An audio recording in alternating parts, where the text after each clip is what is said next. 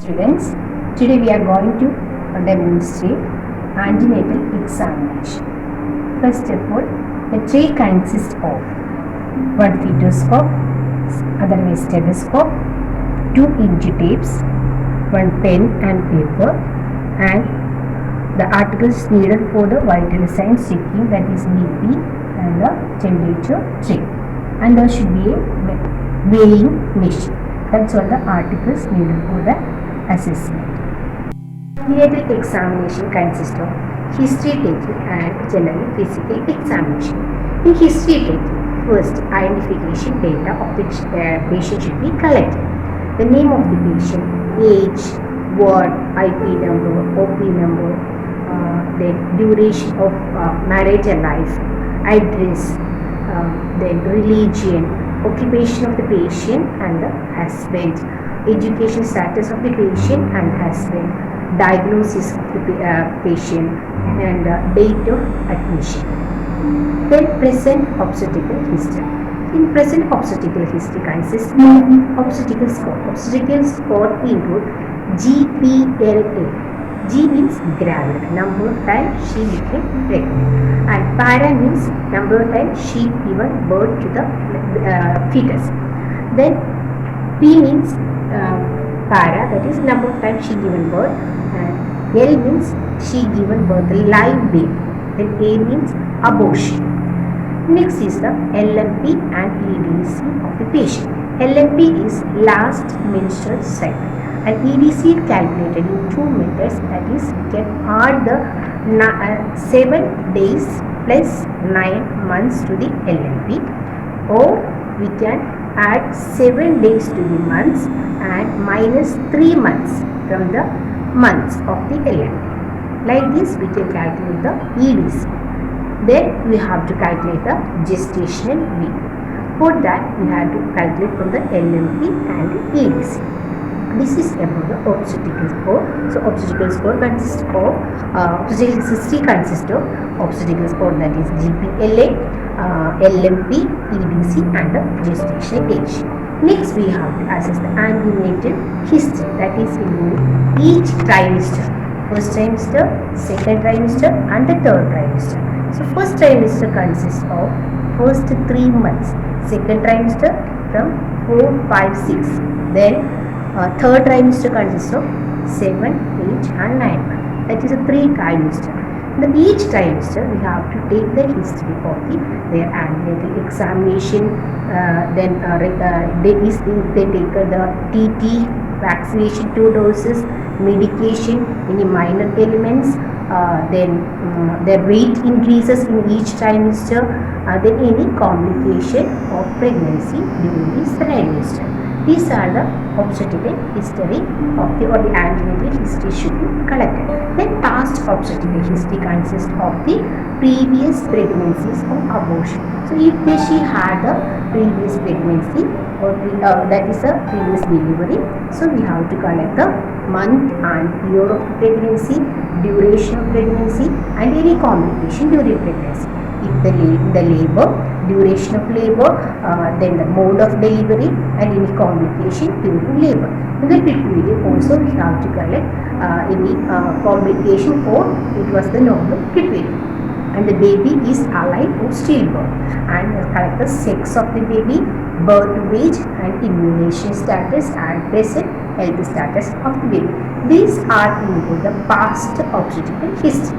Next is the family history should be collected, that is including the type of family, history of consanguineous marriage, diabetic, multiple pregnancy and tuberculosis, hypertension, allergies, psychiatric illnesses, abortion, asthma, genetic disorders. Next is the past medical history. That's all you know, any medical problems she is had in the previous. Next is the post-surgical history, that history include that is any appendectomy, laparoscopic surgery, any heart surgeries or pelvic surgeries. These are the main surgical history includes. Next is the personal history. You already studied in the first year about the personal history. So that includes a patient's eating habit, nutritional status, sleep and rest pattern, habits and the bowel and bladder pattern. Next is the menstrual history. Menstrual history include the age of menarche, regular or irregular menstrual period, and length of the cycle, duration of cycle, presence of any clot, and premenstrual symptoms and any other abnormalities, and she had taken for any menstrual problem medications. These are the menstrual history. Next is the marital history. Marital history include the age of menarche, both husband and wife's age during the time of marriage, and consanguinity and single parent. These are included in the marital history. Next is the contraceptive history. Contraceptive history, that is they use any contraceptive devices for the spacing of the children. Next is the psychological history. So that is include the relationship the parents, husband and the siblings. Is pregnancy is planned or attitude towards the current pregnancy. These are the history taken. Next is the physical examination. So while we are going to do the physical examination of the patient, first we have to explain the procedure to the patient. Now I am going to explain the procedure to the patient. I am going to do the physical examination of the mother. Okay. Next, tell her to go to toilet and empty the bladder. After emptying the bladder, we have to take the measurement height of the patient and the weight of the patient. Next, we have to spread 1 inch tape under the patient's abdomen. Before placing the patient to the cot, we have to place the 1 inch tape. So after spreading the inch tape, tell the patient to come and lie on the bed. After patient is on the bed, we have to position the patient. For that, first we have to spread a towel in the breast of the patient. Next, cover under the abdomen of the patient. So this is the position, and we have to stand right side of the patient. So that is very easy for the assessing or the palpation. Then keep the patient near to our side or the examiner side. Then we have to start the examination. First is the general examination. General examination consists of body build. Is obese or average or thin, we have to assess. Next, gait, it is normal or wildly gait. Then posture, is it erect or any lordosity. Usually the woman who is become pregnant or she is on pregnancy stage, she will be having a lordosis. Back will be curved. Okay, that is lordosis. Then hygiene and grooming, she is averagely maintaining or good hygiene is maintaining or not. Next is the nutritional status. She is a good nutrition status or average or poor. Next, we assess the height and weight of the patient. Next, we can check the vital signs of the patient. We have to arrange for the vital signs and BP. So we have to take the measure of vital signs of the patient. Next up is the skin color. Skin color and the skin tone should be checked. Then any lesions in the body should be assessed. Then from the head to foot examination, head we have to check for any dandruff. So before doing the procedure, we have to go for hand washing. After hand washing only, you have to come to the patient and do the procedure. So after hand washing, you have to touch the patient hair for any dandruff or lace, and the hair is equally distributed or not. Okay. Next is to come to the face. Face you have to check for the puffness of the face, and cholasma will be seen in the cheeks. So we have to check for any cholasma, and the conjunctiva and sclera should be checked. So conjunctiva and the sclera should be checked for any jaundice and the anemia. Patient having anemia or not. Then ear can be checked for any discharge. Turn the head to one side and check for any discharge. And nose also you have to check for the any discharge or any deviation from the normal. Next comes to the lips. Lips you have to check for the any dehydration. So if the lips are dry, that means patient is dehydrated. And check, tell the patient to open the mouth and check the dental caries or any deviation from the normal. Next is the come to the neck. Neck you have to tell the patient how to lift the chin and check the patient to swallow. So and check for any thyroid enlargement. So these are about the general examination of the patient. Next is the obstetrical examination from the breast and the abdomen. So first we have to assess the breast, and before assessing, tell the patient, now I am going to check your breast. Okay. So for that we have to open the towel. Then palpation, we have to keep the patient's hands, both hands should be upside. So both hands should be below the patient's head. Next, check both breasts for the symmetry. First is the breast examination consists of two stages, that is inspection and the palpation. So inspection consists of, you have to check for the size of the breast, is it is normal size, and shape, any deviation from the normal, and secondary area, you can see the secondary area, so it will become hyperpigmented and well developed. Okay. Then Montgomery's tubercle, you can see the secretory glands, so that it will be like a hair structure can be seen, so that is a Montgomery's tubercle. So now Montgomery's tubercle is present, or no, that is secreting the secreting to the nipple to make it moist. Okay. Then you can see any bluish vein under the skin and striae. Sometimes when the breast is enlarged, there will be striae. So check for any striae. Then any abscess and a nipple. Next, check for the nipple. Nipple abnormalities usually can be seen. It may be inverted or flat. So check for, is it inverted, flat or protruded. So these are the things usually check in the inspection: size, shape, Montgomery's tubercle, secondary area is well developed, bluish vein under the skin, any abscess, any discharge from the nipple, and the nipple is inverted, protruded or flat. So the inspection, next is the palpation. For palpating, you have to cover the breast and expose only the one breast. So first you have to do the assessment for the palpation on the furthest breast. So we have to support the breast with your left hand and palpate with your right hand. So from the center to the periphery, you have to palpate with your finger palmar surface, and by the clockwise rotation method until the axillary lymph node you have nearest breast. So cover the one breast and expose the nearest breast. Then support with your left hand and palpate with your right hand. This is same as done in the another breast. Rotatory movements, have to palpate any ingrowth or lumps, anything. Then until the axillary lymph node. After palpation of the breast, to cover the breast and keep both hands parallelly to the abdomen. Okay, cover the breast. Next comes to the abdominal exam. Abdominal examination. Next is the abdominal examination. For the abdominal examination, the steps are inspection, palpation and the auscultation. So first is the inspection. For inspection, we have to see the abdominal changes. So it consists of 9 things: size, shape, contour, umbilicus, flanks, fetal movements, condition of bladder, skin changes such as linea nigra, striae gravidarum, AB, cervical scar.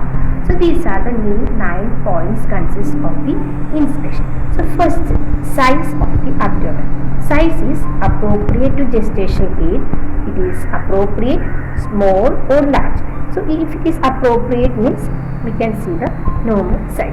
Otherwise, if the baby is IUGR or oligohydramnion, the size will be small than the gestational age. Or if the patient is having polyhydramnias or gestational diabetic, the size will be more than the gestation. That's why we are taking the size of the abdomen. Also finding is appropriate to gestation age, small or large. Okay. Next is a shape. Shape is 2 types usually come, globular or spherical. So this is the spherical size. Okay. Next is the contour. Contour is, we can see contour is convex. Convex is the normal, concave is abnormal. So normally convex is the normal contour. Next is the umbilicus. You can see from the umbilicus, sometimes it will be protruded, sometimes it will be fully flat or sometimes it is dimpled. Centrally you can see that dimpled. This is the umbilicus stages, can be seen flat, dimpled or protruded. Next is the flanks. Flanks we can see this is both sides. So in this flanks we can check it is filled or not full.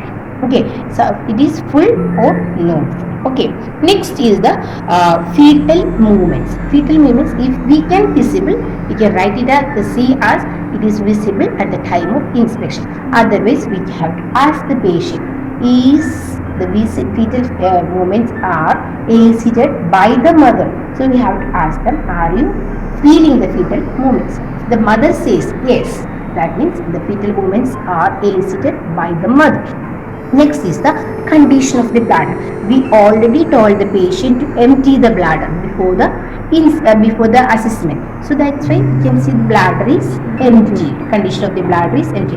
If it is not empty, if we check the fundal height or the assessment will not be properly assessed, because the fundal height will be more than the gestational age can be seen because of the filled bladder. Okay, so that's why we are checking the condition of the bladder. Next is any bladder condition, any previous surgical scar marks. You have to check what previously patient had the history of previous cesarean section.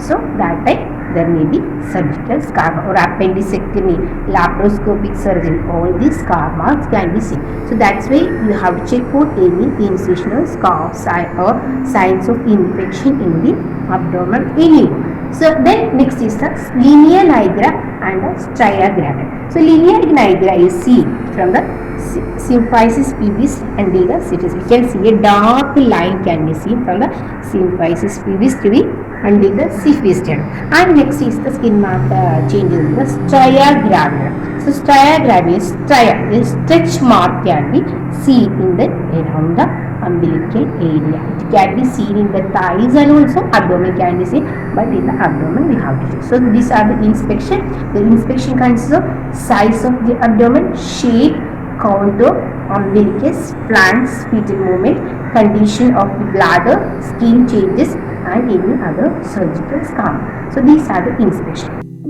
Palpation of the abdomen. In palpation, first we have to warm up your hands. Before touching the abdomen, we have to warm up your hands.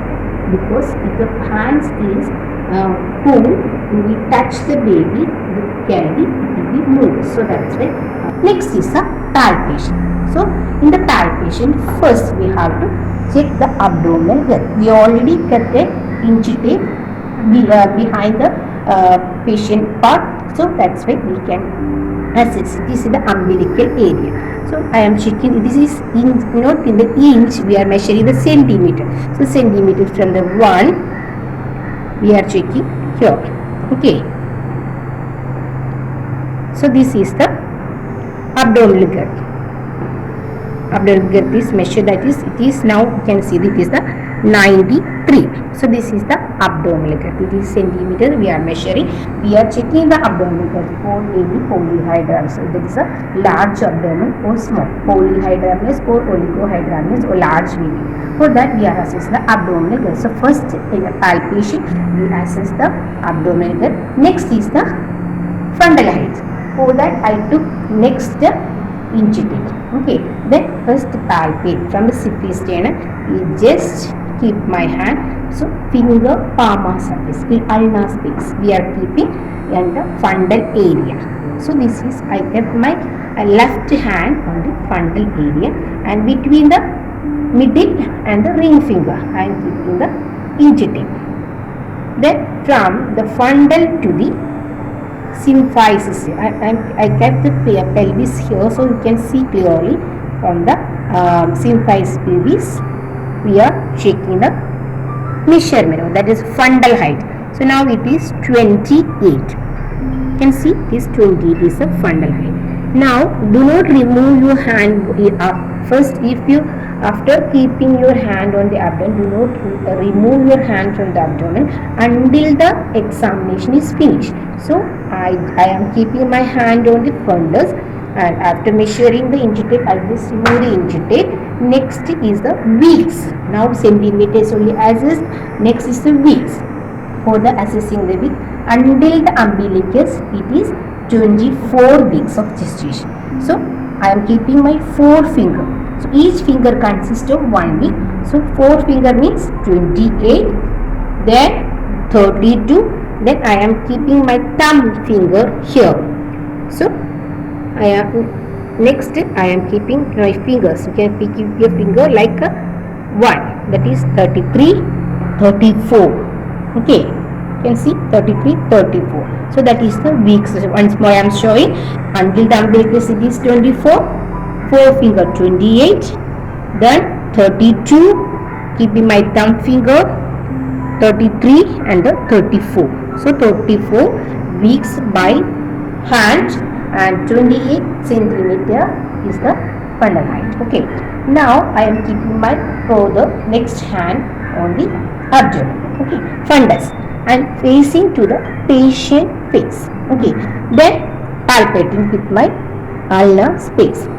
So to palpate to the side. So you can see the soft in the fundus. We can see the soft, broad, irregular mass suggestive of base.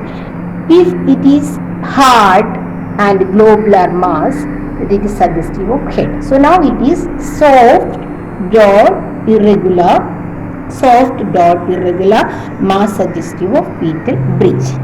Now I am supporting my left hand on the right side and my right hand on the left side. So continuing my palpation, I am palpating continuously.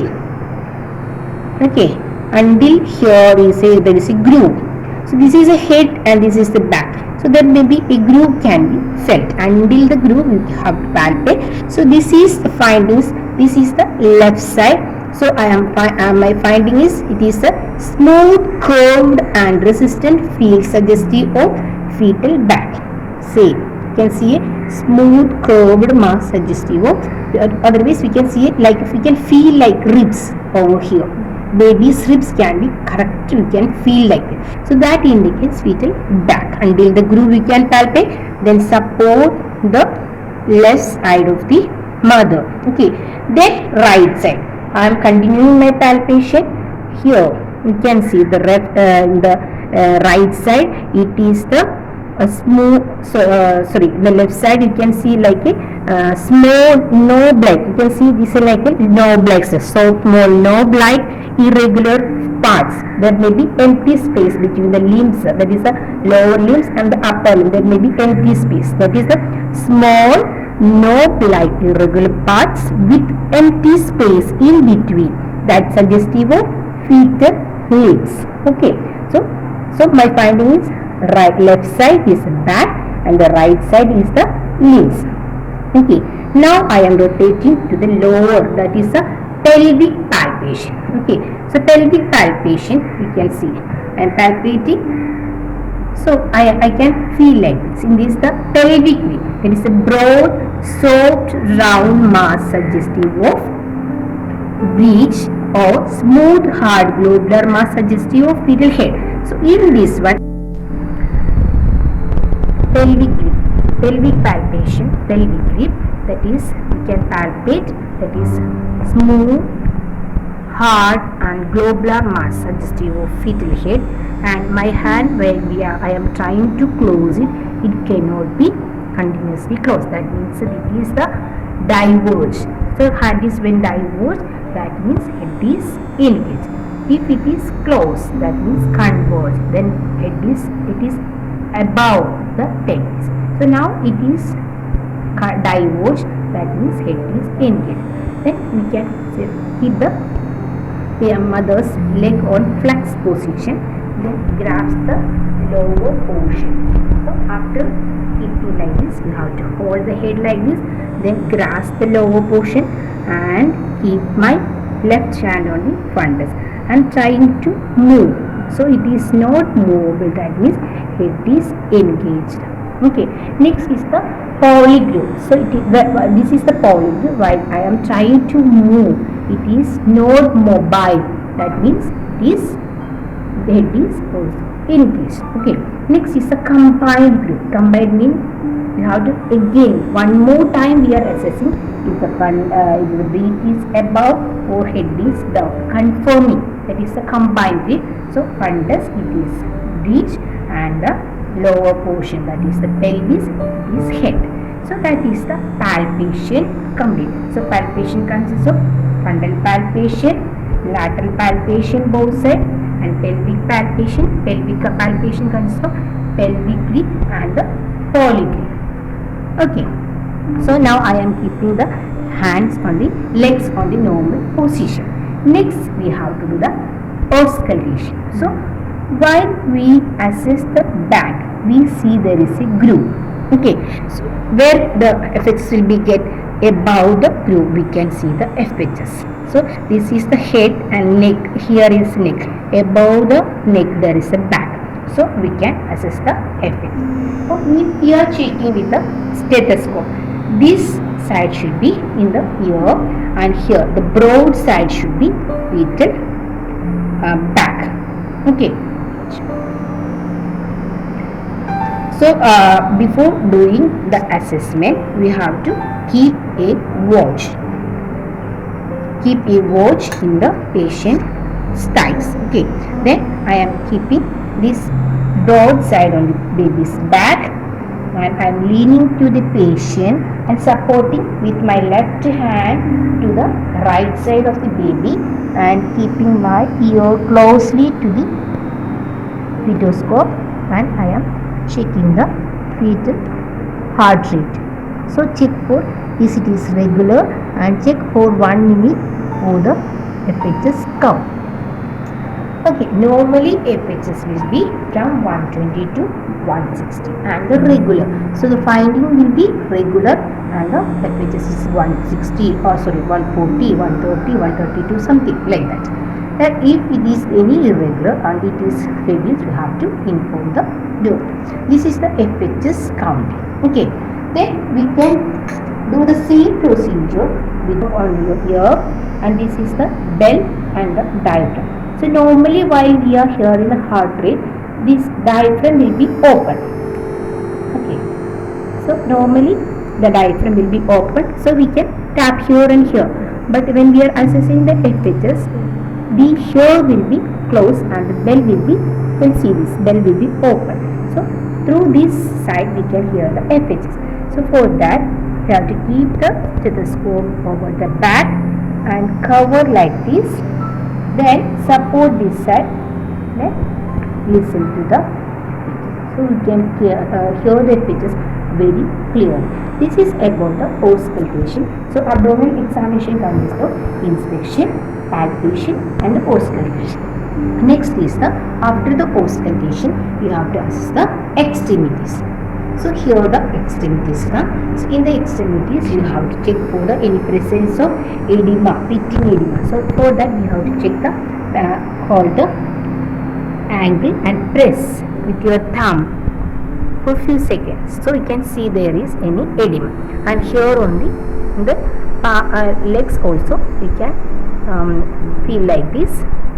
This is for the side, then to the nearer side. Both sides you have to check for the edema and any varicose veins for the legs and edema. These are the things extremities usually check for any carpal tunnel sphincter. Then this genitourinary assessment, how to ask the patient about the urinary pattern and the bowel pattern. That's all about the antenatal examination. Till now we discuss about the antenatal examination. It consists of history taking, general physical examination and obstetrical examination. The obstetrical examination consists of breast examination, in that inspection and the palpation. With abdominal examination, in that inspection, palpation and auscultation. And the next for the edema or any varicose. That's all. Thank you.